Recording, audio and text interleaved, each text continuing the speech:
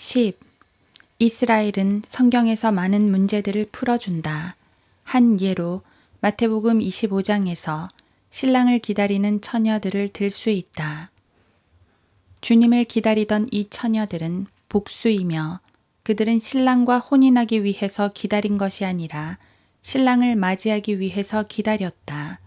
그들은 신랑이 신부와 이미 혼인한 그 혼인식에 참여한 것이다. 마태복음 25장 10절을 다시 보자. 그들이 기름을 사러 간 사이에 신랑이 왔으니 준비하였던 처녀들만 그와 함께 혼인식에 들어가고 문은 닫혔더라. 그들은 혼인식에 들어갔다. 그들은 계시록 14장 1에서 4절에서 동정들이라 불리는 사람들로 대환란 때의 유대인 성도들을 가리킨다. 그들은 오실 주님을 맞을 준비가 되어 있지 않은 상태에 있으며 구원받기 위해 행위가 필요한 사람들이다. 이제 우리는 이 구절이 어떤 사람들에게 적용되는지를 분명하게 보았다. 그러면 기름을 얻는 행위는 누구에게 적용되는 말씀인가? 성경에는 모든 사람과 더불어 화평함과 거룩함을 추구하라. 이것이 없이는 아무도 주를 보지 못하리라. 는 말씀이 나온다. 히브리서 12장 14절. 이것은 언제 해당되는 말씀인가? 그리스도의 재림 때이다. 재림 때에는 소위 부분적 휴거가 일어난다. 대환란의 끝에 오는 휴거는 부분적 휴거이다. 그리스도께서도 많은 사람의 죄들을 담당하시려고 한 번 들여지셨고 두 번째는 자기를 바라는 자들을 구원에 이르게 하시려고 죄 없이 나타나시리라. 히브리서 9장 28절. 대환란 때 주님께서는 자기를 바라지 않는 사람에게는 나타나지 않으실 것이다. 그리스도께서는 오직 자기를 바라는 자들에게만 나타나실 것이며 그때 사람들은 거룩함이 없이는 아무도 주를 보지 못할 것이다. 환란 성도들에 대해 말하는 마태복음 24장에서 우리는 환란 때의 휴거를 발견할 수 있다. 그 날들의 환란 후에 즉시 해가 어두워지며 달이 그 빛을 내지 아니하며 별들이 하늘에서 떨어지고 또 하늘들의 권능들이 흔들릴 것이라.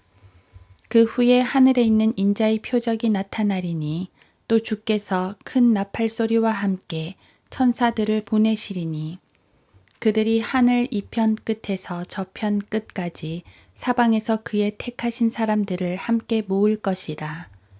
마태복음 24장 29에서 31절. 본문은 십자가 처형 이전 율법 아래 있는 유대인 메시아가 유대인들에게 말하고 있는 문맥이다. 주님께서는 유대인들을 향해서 구원받기 위해서는 계명을 지키는 행위가 있어야 한다고 말씀하시며 주님께서 다시 오시기 전의 상황에 있는 그들이 구원받기 위해서는 하나님의 계명들을 지키는 행위가 있어야 한다고 말씀하고 계신다. 이 계명들 중에는 안식일이 포함되는데 이는 그들이 지켜온 바이다. 그들은 환란 때 도망하는 일이 안식일에 일어나지 않도록 기도하라는 명령을 받는다. 왜냐하면 주님께서 환란 끝에 다시 오실 때 환란 성도들을 위한 환란 후 휴거가 일어날 것이며 주님께서 오실 때 이들 환란 성도들은 준비하고 있어야 한다. 그래야만 그들 눈앞에서 문이 닫혀버리지 않을 것이다. 그들은 그들의 행위로 끝까지 견뎌야 할 것이고 만약 그렇지 못하게 되면 주님께서는 그들을 알지 못한다고 하실 것이다. 그들은 거룩함이 없이는 아무도 주를 보지 못하리라 는 말씀대로 될 것이다. 마태복음 25장 30절의 무익한 종은 구원을 잃어버리고 바깥 흑암에 내던져졌다. 마태복음 25장 44에서 46절에서 그들은 구원을 잃어버렸는데 왜냐하면 그들은 환란 때 아무런 행위도 하지 않았기 때문이다. 행위가 없는 그들은 환란 때 짐승의 표를 받은 사람들이다. 여기서 히브리서로 가보자. 히브리서 6장 6절은 다시 새롭게 하여 회개시킬 수 없다고 말하며 또 히브리서 6장 8절은 그들이 한 모든 일의 마지막은 불사름이 된다고 한다. 그러나 이러한 말씀의 문맥은 히브리서 3장 6, 14절임을 알아야 한다. 끝까지 굳게 붙들면 이라는 말씀에서 끝이란 하나님께서 히브리인들을 다루시는 어떤 기간의 끝을 뜻한다. 야고보서도 1장 1절에서 알 수 있듯이 이것은 이스라엘의 12지파를 향해 기록된 책이기 때문에 2장 24절에는 사람이 행함으로써 의롭게 되는 것이지 믿음으로만 되는 것이 아니라는 말씀이 나오는 것이다. 이것은 우리가 계시록에서 읽은 대로 예수 그리스도의 믿음과 하나님의 계명들이 동시에 필요한 상황이다. 내가 진리의 말씀을 올바로 나누어 자신이 하나님 앞에 부끄럽지 않은 일꾼으로 인정받도록 공부하라. 디모데후서 2장 15절. 주님의 말씀을 이제는 깨닫기 바란다.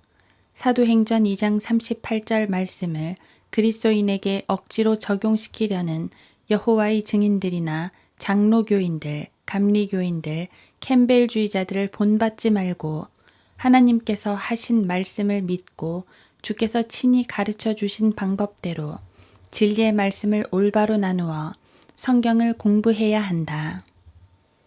그러면 구원을 잃어버린다고 말씀하는 구절들은 어떻게 된 겁니까?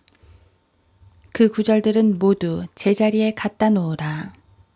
문제는 제자리가 무엇인지를 찾는 것이다. 자신이 어떤 구절을 이해하지 못한다고 해서 그 뜻을 마음대로 바꾼다든지 아예 본문에서 무시해버리는 일만큼은 하지 말아야 한다. 우리가 할 일은 하나님께서 말씀하신 것을 있는 그대로 믿는 것뿐이다. 만일 어떤 구절이 어떤 상황에 들어맞지 않는다면 그 구절은 다른 상황에 들어맞도록 되어 있다. 하나님은 참되시나 사람은 모두 거짓말쟁이라. 로마서 3장 4절. 자기들의 교리에 맞도록 하기 위해 성경을 바꾸는 사람들은 모두 거짓말쟁이다. 우리는 하나님께서 말씀하신 것을 하나님께서 의도하신 대로 하나님께서 의도하신 맥락에서 믿을 뿐이다.